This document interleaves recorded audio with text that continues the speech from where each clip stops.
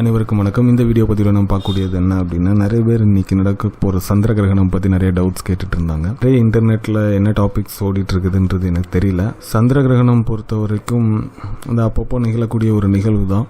பயப்படுறதுக்கோ இல்லை குழப்பம் அடைகிறதுக்கோ அதில் எதுவுமே விஷயம் கிடையாது. பொதுவாக எந்த கிரகணம் நடந்தாலும், சூரிய கிரகணமோ சந்திர கிரகணமோ நடக்குது அப்படின்னா அந்த டைமில் சாப்பிட்றது அப்படின்றது பண்ண மாட்டாங்க. அந்த கிரகணம் முடியக்கூடிய நேரம் ஆனதும் குளிச்சுட்டு மற்ற விஷயங்களை ஸ்டார்ட் பண்ணுவாங்க. கோயில்கள்லையும் அந்த மூலஸ்தானம் அப்படின்றத அடைச்சி வச்சிருப்பாங்க. இது எல்லா கிரகணமுக்கும் நடக்கும். சூரிய கிரகணமாக இருந்தாலும் சரி, சந்திர கிரகணமாக இருந்தாலும் சரி.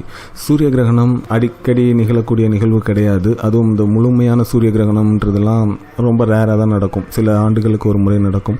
ஸோ அதுக்கு அதிகமான முக்கியத்துவம் அப்படின்றது கொடுப்பாங்க. முன்னாடி காலத்தில் ஒரு நம்பிக்கை இருந்தது என்ன அப்படின்னா, அந்த சூரிய கிரகணமோ இல்லை சந்திர கிரகணமோ நடக்கும்போது ஒரு பாம்பு அந்த கிரகத்தை விழுங்குற மாதிரியான ஒரு நம்பிக்கை. அதனால தான் சூரிய கிரகணத்தின் போது நண்பகலாக இருந்தாலும் சூரியனை ஏதோ ஒரு விஷயம் மறைச்சு, சூரியன் முழுமையாக மறைஞ்சு மொத்த பூமியும் கொஞ்சம் இருட்டாக இருக்கும்னா சாயங்காலம் ஒரு 6:30 மணி அந்த மாதிரி டைம் மாதிரி இருக்கும், மத்தியானம் 12 மணிக்கு. ஸோ அந்த மாதிரி தான் கிரகணங்கள்ன்றது நடக்கும். முன்னாடி காலத்தில் அது பற்றின ஒரு பயம் அப்படின்றது இருந்தது. இப்போ அறிவியலில் நம்ம பார்க்கும்போது என்ன நடக்குது அப்படின்றது தெரியும். ஸோ அதனால் பயப்படுறதுக்கோ இல்லை குழப்பமடைகிறதுக்கோ எதுவும் தேவையில்லை. நீங்கள் நார்மலாக என்னென்ன விஷயங்கள் பண்ணணுமோ அந்தந்த விஷயங்கள் பண்ணலாம். சாப்பிட்றது மட்டும் சந்திர கிரகணம் ஆரம்பிக்கிறதுக்கு முன்னாடி உள்ள டைமில் சாப்பிட்டுக்கோங்க.